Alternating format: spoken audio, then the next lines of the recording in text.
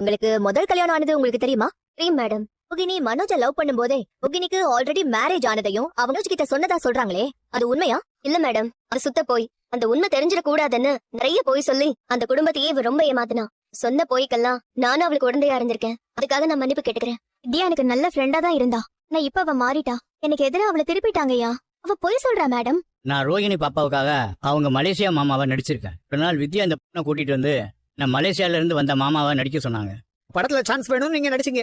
போக போக தான் எனக்கே தெரிஞ்சது ரோகிணி அவங்க குடும்பத்துல சொன்ன பொய்ய காப்பாத்ததான் நடிக்க வச்சாங்கன்னு. நான் என் மாமாவை நடிக்க கூட்டிட்டு வந்தேன். ஆனா இதுக்கு காரணமே என் மாமியார் விஜயா தான். நான் கல்யாணம் பண்ணிட்டு வந்ததுல இருந்து என்கிட்ட எதுக்கு எடுத்தாலும் பணம்னு வரதட்சணை கேட்டு கொடுமைப்படுத்தினாங்கய்யா. வேற வழி இல்லாமதான் வித்யா மூலமா இந்த மணியை நான் என் மாமாவா நடிக்க வச்சேன். இவ பொய் சொல்றாயா? நான் கொடுமை எல்லாம் படுத்தல. இவள நம்பாதீங்க.